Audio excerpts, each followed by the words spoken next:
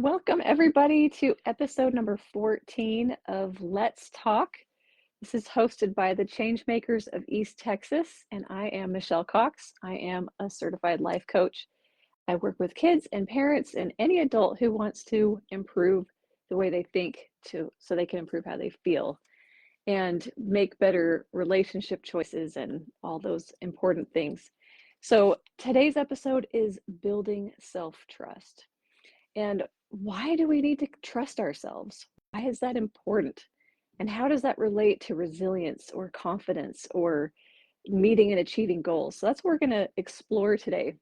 And I'm excited for you to get a glimpse into who you are, the capacity that you have to build self-trust and have more confidence and feel better about yourself, feel more empowered to take on life and do the things that you need to do. So I love the work of Dr. Becky Kennedy. She has wonderful insights and wonderful things to teach us about how we handle challenges. And I like how she says, there's a point where here we are, this is where we are now, and this is where we want to get to, our future self. It might be learning a certain skill. It might be achieving a degree in college, or a weight loss goal, or you want to read 50 books in a month, or whatever it might be. Something you want to achieve, something you want to learn, something you want to do, a way that you want to be different than you are today. And she always talks about how this gap between where we are now and our future self, where we want to get to, there's this gap, and she calls it the learning zone.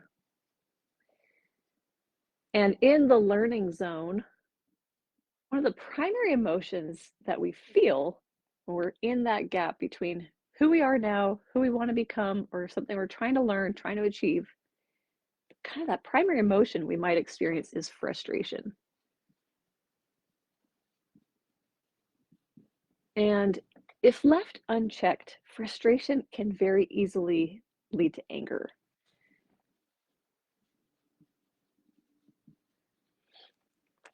So, what does self-trust have to do with this concept? The thing I want to offer today, one of the things, is that as we develop self-trust, and we're going to define that in a minute and talk about how to build it, but the more that we can cultivate self-trust, then the more resilient we can be during this learning zone. We're going to feel frustration. It's a given. I think it's very normal and natural to feel frustrated. We want to be better at something, and we're not there yet. And we can be impatient. So that would be another experience, is impatience, right? We're frustrated that we're here, or we're right here, but we want to be all the way here. And if we don't check our experience, if we don't take that time to look inward and evaluate ourselves and evaluate our process and kind of make peace with the fact that there is going to be an uncomfortable stage, an uncomfortable gap between who we are now and who we want to be, the more that we can develop that self-trust, we're going to be able to handle it, be resilient, be able to rein in our emotions and our thinking. And instead of getting upset that we're not there yet and I should be there by now, those kinds of thinking patterns those are only going to fuel this frustration and this lack of confidence and compassion for yourself, and put limiting beliefs on you that then make you feel discouraged and feel hopeless and feel helpless, and all these emotions that can really stifle your growth and stifle your progress. An activity that I love to do with kids, whoops, I'll grab my tape, to do with kids and adults. I've done this activity, oh my goodness, I don't know, so many times. 100+ people have gone through this little activity with me. I'm going to show you right now. And I think I've probably even shown it in other episodes, but it's just such an effective, quick little glimpse into how the way we think about ourselves impacts whether we trust ourselves or not. And so I have this little um, these these pictures, these kind of metaphor right here. So the difference between supporting beliefs and limiting beliefs. And you can see the difference. Like I always say to kids, you know, what do you see that's different in these pictures? And they'll say, oh, there's a bridge in one of them, or the traffic light color is different. And and I like to give that metaphor too, that when you give yourself a supporting belief, and we'll define those and I'll give you some examples in just a minute. It's like building a bridge between what is possible and what doesn't seem possible. And supporting beliefs create a way to get there and a sense that you can accomplish, you can stick with it and get there. So it's a lot like a green light when you're driving. You see a green light, you step on the gas, you keep going. And on the flip side, we have limiting beliefs that make us have that sense of there's hopelessness. There's no way to get there. I'm right here. There's literally no way to get there. And that's the thinking. There's no way to get there. There's no process. There's nothing to do. It's just give up and roll over and cry. and that's, and it's a lot like when you're driving, you get a red light, you stop. And so limiting belief is a lot like that stoplight. I can't go, I have to stop. There's no way forward. There's no bridge. I don't know how to get there. And so this gap just feels totally overwhelming because you can't see a way across and you don't believe there is even a possible way to do it. So self-trust can help us to navigate this gap and discover within ourselves the capacity that we have to be creative and to be problem solvers and to be a troubleshooter and to explore new ways, try it again, try it a different way. And so self-trust can help us to overcome limiting beliefs. So I'm going to show you a couple examples of limiting and supporting beliefs, and we're going to talk about how self-trust can really help. So if I have this belief running in my mind, I don't know how. If we leave it here, we're going to feel really stuck. We're going to feel like there's no way forward.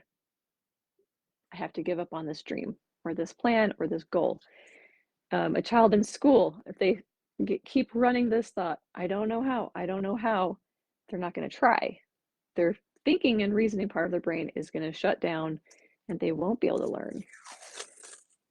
Okay, let's get another example. And I want you, as I go through this, take a minute to really feel it. I don't know how. That running in your mind sends a signal into your body. You have muscles tightening or relaxing, your breathing changes, your heart rate changes, all those things. You're having a very physical experience when you're thinking and believing something. So if you're thinking and believing, I don't know how, you might feel yourself kind of close in. I mean, really notice, how do you feel? How does your body feel? I don't know how. Boy, I can really feel that. It's like a very draining energy. But then you think something like this: I can try. I can try. Oh, then you start to perk up. You start to think, there must be a way. I think I could figure it out. Maybe there's someone I can ask. And you can feel that change in your body when you change the thinking, the process, or the operating system. I like to say, just like with phones and computers, there's an operating system. Your beliefs are that operating system running all the apps, and they'll either run better or they'll crash and run worse and not be able to work, right? So I'm just going to give you an example of each. But this one right here has been such an interesting one because I've seen how every single time I've done this, except for once with one particular group of kids, but every single time I've done this activity, and I do this with adults, I do this with kids, teenagers, this one belief has caught people every single time, except for this last time with a little kid group I did. But every single time they're like, where does this go?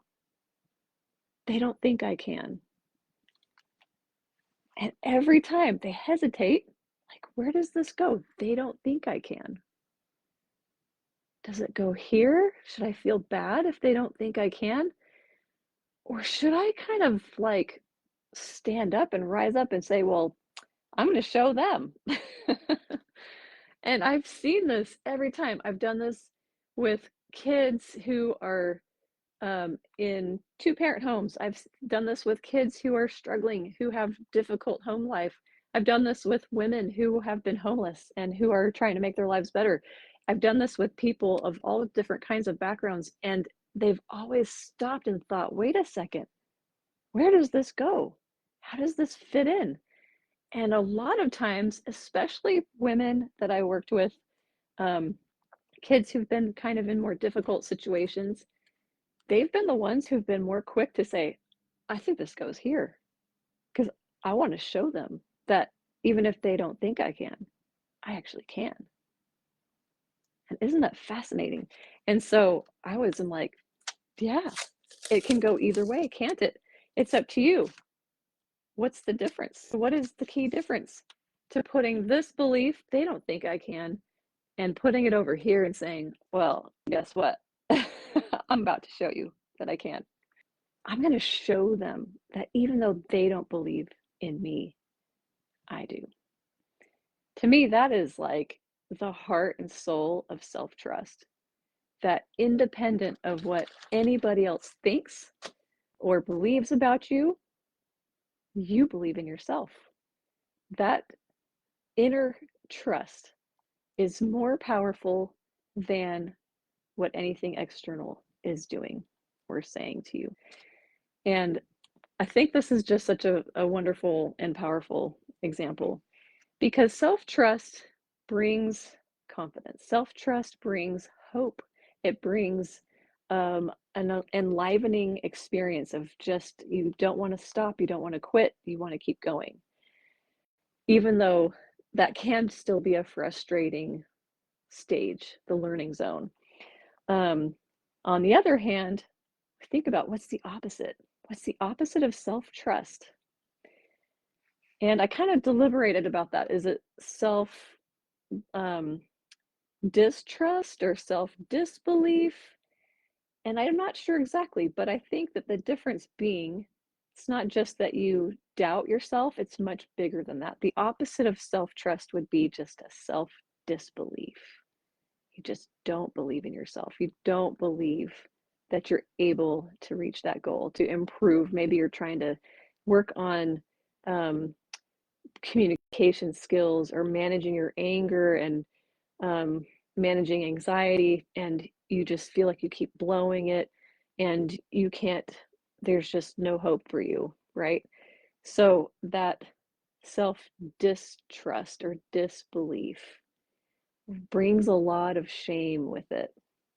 And I love Brene Brown's definition of shame because it's very different from guilt. Shame is about saying, I'm bad. What I did was bad because I'm bad.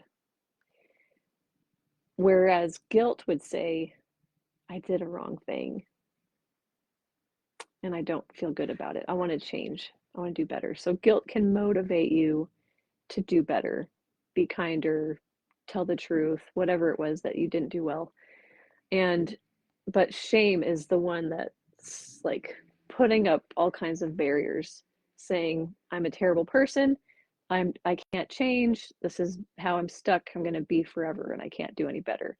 Shame is a very destructive emotion. It's one that you want to take notice of and say, ooh, is this really going to help me to be the person I want to be because I actually can do differently. So you want to take a look at that, and you might need some professional help with that. If you're really stuck in a cycle of shame against yourself, then you might need someone to help you kind of work through that and rebuild your sense of self-worth. Um, so I think when we think about self-trust, we're also allowing ourselves to fail. Self-trust is able to handle failure. Self-trust is able to handle vulnerability and opening yourself up to publicly failing, making mistakes, um, to allow you to get into a relationship and maybe it won't work out, maybe it will. You know, you're willing to take that risk of, well, I want to see how this relationship can go with this person. Self-trust helps you to feel like I have the strength and capacity to get into this relationship, see how it goes, figure it out, and either decide like this isn't the right person for me, this isn't working out, or things aren't working out, we can work through it, or yeah, this is great. let's stick let's stick together on this. Self-trust helps you to have a sort of navigation system through the challenges of life. Self-trust helps you to move through it and to ride with the ups and downs that are going to come. I love to think how self-trust can help provide your own stability. So just like I was saying here, thinking they don't believe in me. They don't think I can do this. They don't think I'm good at that. They don't think I can achieve that goal, but I think I can. And I'm going to provide my own stability and my own self, like cheering squad. I think that is something that we do want to work towards. We all want to work towards being able to have that inner resolve and inner confidence. And it's not bragging, it's not arrogance, it's a self belief that you can learn and you can grow and you can get better at something than you were in the past. Um, I love this. I want to share this little story. I think it's really fun because a few years ago, my daughter, excuse me, my daughter who's 9, she wanted to learn how to knit. And so I invited a friend who's like a crazy, amazing, fast knitter, like in the movies. She's incredible. So I had her come over and teach my daughter and me how to knit. And so that was tough. I mean, we definitely had a learning zone to figure out how to knit. And my little daughter, at the time, she must have been 7. So that's pretty complicated and hard for a 7-year-old, but she started to get it and she was really getting into it and she loved learning how to knit and she was working on stuff and making scarves and things. And then she wanted to learn how to crochet. So then she had another friend, or my sister-in-law has also, like, we've had different people who've taught her different things. And so then she's learned how to crochet. And at first she was crocheting just like long, long chains that went on forever and made a ball of her chain. It just went on and on and on. Um, but this little girl with her little like resilient, brave spirit, she just wanted to keep trying and she would work on it and work on it until she could finally figure out how to make something that was a shape, a scarf instead of just a long chain. And just watching her developing this self-trust, she was then taking her dolls and her stuffed animals and she would crochet clothing onto them and figure out, I think it was her little brother's birthday. She crocheted a shape and then made little legs off of it, and it was an octopus. And I think that when you have that kind of self-trust, you are not afraid to try, you're not afraid to fail. And you know that in the process of failing, you're going to learn, you're going to figure it out. And so she's been learning other things. She asks family members who know how to crochet, she'll learn a new stitch. And then now she's working on crocheting herself a whole blanket, which is a really big project. But because of that self-trust that is guiding her, she's taking on a very ambitious project and I'm thrilled. I think it's fabulous. It's wonderful to see her really trying to develop this skill, and she is doing a great job. It's beautiful. The stitches and the rows. I'm like, "You're amazing." And so that's what self-trust does. Self-trust, though, is not something that just turns on or off. Think about self-trust as something that can rise or fall, and we can contribute to it, we can add to it. Maybe think about a cup full of water. You can add water to that cup and you have more self-trust. You might drain something out of that cup, drain some of that water, and then it kind of goes down a little bit. So self-trust is not something that's just on or off. When we give ourselves permission to not be perfect, to make mistakes, to to want to hide sometimes and want to not be vulnerable, and sometimes it's hard to admit our mistakes. But when we are wanting to add into that cup of self-trust, we begin to be more brave and courageous and more accepting of ourselves. So I wanted to share a few things, some really like simple ways, like maybe I can clarify it a little bit, how to build self-trust. Because like I said, it doesn't just turn on and off. And we don't just like go to the store and buy it. We have to develop it and cultivate it within ourselves. And so there are behaviors that we can do that can train our brain to feel like we are safe for ourselves. And because there are ways that we could create a feeling of danger with ourselves. And so I'm going to talk about how we can build the self-trust. You'll be able to see the converse, the opposite. What's going to erode that self-trust? So one example would be like think about small victories can help add up, adding a little more water to that cup. Another victory, another victory. Small things. Giving yourself small, actionable goals. Small ones. If you have a habit of feeling terrible about yourself, feeling like you're no good, you're never going to do what you say you're going to do, and you just can't reach these goals, this is where you can gain a beginning, a starting point. Find one small goal that you can do every day. That's very simple. Every time that you do what you say you're going to do, you're building a little more self-trust. You're adding into that cup. So maybe it could be something like making your bed. And you might have heard that pretty famous, I think it was a college commencement address by a Navy SEAL. Sorry, I should have done a little more research. But he talks about that, how every time you start the day making your bed, you're giving yourself a small win. You're telling your brain that you can be trusted, that you can accomplish things. And if you've had a bad day, at least you come home and your room is tidy and neat and your bed is made and you can climb in and go to sleep. So thinking about these small things, if you have a habit of just berating yourself, start with these small little victories. Making your bed, putting your shoes away, whatever it is, something small that you can do and build that self-trust. Look what I did. I did it for a week straight. Awesome. I wonder what else I could do for a week straight. Build yourself up little piece by little piece. Um, so then going along with that, every time you make a commitment to somebody and you follow through, it's not only getting them to trust you, but it also helps you to trust yourself. If you say you're going to take a meal to a neighbor, do it. Make sure you do it. If you're going to go to, if you've been invited to a meeting, show up. Every time you show up, every time you do the thing you say you're going to do, that gets to help build that self-trust within you. Okay, another thing. So boundary setting is really important.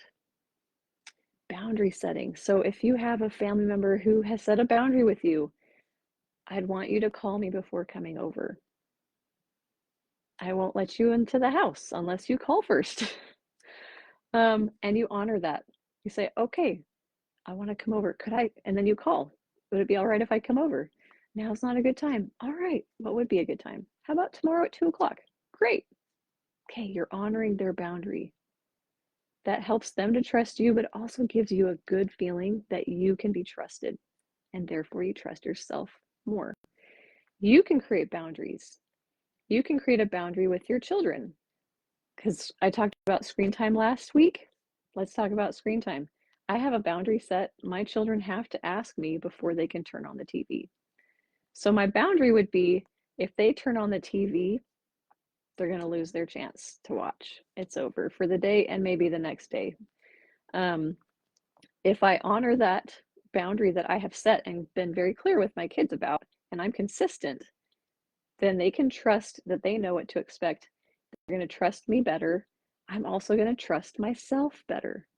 I know that I'm going to follow through with what limits I've set. I'm the parent. I get to do that. I get to see what I believe is the best thing for my child. And I'm going to set that limit. And when I hold it, when I hold them accountable to it, that helps me to feel more empowered as well. So parents, if you're feeling a lot of just insecurity about yourself, take a look at what limits and boundaries you're setting and see, am I really holding my kids to it? Am I really backing it up? Or am I letting them get away with things?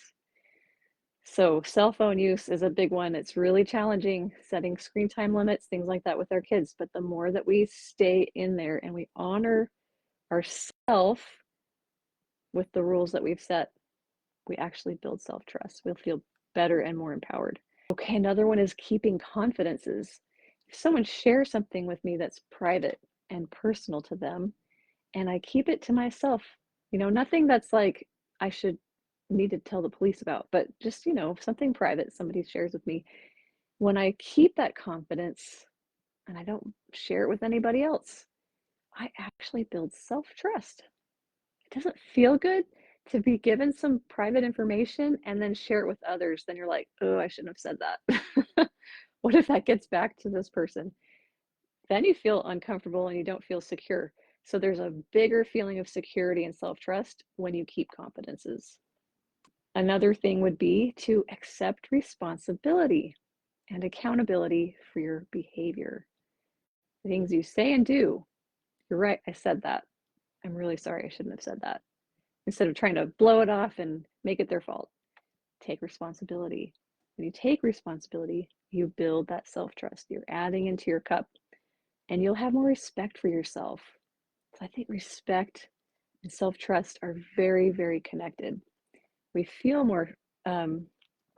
better about ourselves when we know that we're going to take responsibility. We're going to be, excuse me, we're going to own our behavior. We're going to own our, things that we've said and done.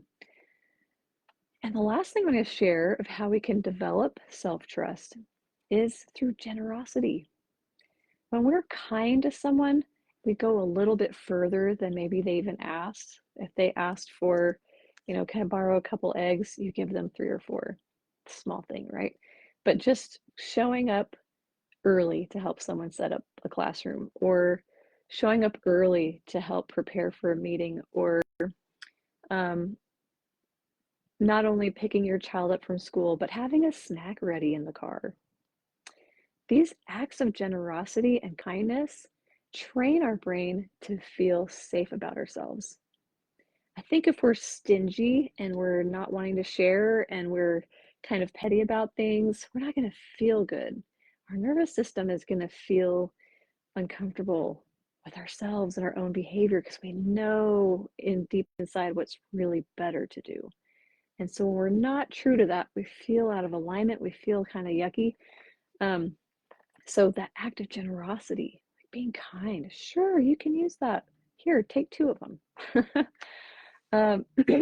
That helps to show inside we'll develop that feeling of feeling good, and develop that self-respect, that self-trust. So when we come back to the learning zone, who do I want to be? Who am I now? Who do I want to be in the future? And even thinking that last example of generosity, like maybe right now you say, I just don't like to have to, help someone. They call me last minute and I just don't want to do that. But I do want to be someone who is a giving kind of person. My dad or my grandma was that way, and I liked that about them. I want to be that way. Then realize that there's going to be resistance. If you've been in a certain pattern, to change that pattern, there's going to be some natural resistance within you to behave in a different way. Self-trust is very much the same. If you haven't been trusting yourself, maybe you struggle with an addiction, something that's very habitual, and you're trying to break that habit, trying to stop smoking, trying to do, something differently. That can be a really hard time, hard circumstance to really build self-trust, because when there's an addiction, it's not just an easy fix. It takes so much time. It takes so much repetitive training your brain to go in a different direction and your body to behave differently. So an addiction can really make it difficult to build self-trust. But again, when you give yourself very small goals, very small, like I'm not going to smoke until 10 a.m. Maybe normally you've done it right as soon as you wake up. So doing that, just even a little bit of an improvement, you start to build that self-trust. Like, look what I can do. I'm going to stretch it out tomorrow. I'm going to wait till 11. And you find ways to build that up and believe in yourself, and then have a new way of responding to those urges and cravings. So you find other ways, and there's lots of beautiful therapy and research on working through cravings. So that's a different episode. But the point being that as you develop that self-trust, it gets easier and easier to move forward and to reach that goal and to make that commitment and honor that boundary and be generous and take responsibility. And so think about one way that you maybe need to build more self-trust for you. Is it a habit? Is it a boundary? Is it a goal you're trying to achieve? Is it a skill you're trying to develop? Is it public speaking in school, or maybe in your workplace that it's intimidating to give a presentation? There's just so many different situations that we can be in where we just feel so vulnerable, and that feels scary. Doing the mindset work can help you to reframe, from thinking, I can't do this, to then say, I can try. I can figure it out. I can ask for help. I can do research. I can learn about it. I can practice, practice, practice, and failing's okay because that's just teaching me. Failure is just another way of learning. Um, and so think about that. Think about one thing that you have been wanting to work on, something to overcome, something to get better at, and turn this into an opportunity to build self-trust. Give yourself small increments towards the bigger goal, and pat yourself on the back every time that you show up, you do it, and record it, journal it, praise yourself, and then let that flow into other aspects of your life, other facets where I'm working on this to improve in the workplace. I can also use that to improve at home. I can also use that to get along better with my parents or in-laws. I can use that to be more reliable in other settings. It all flows around because it's who you are, it becomes your character. And as you build that self-trust, you're motivated out of just knowing who you are. All right, so thank you so much. Share in the comments what you learned, what you want to work on. If you want to share that, share some of your goals and what little steps you can take to help build that self-trust and that belief that you can achieve. You can get through the frustration of the learning zone, but you can get there. Okay, I'll see you next week on Let's Talk. Bye-bye.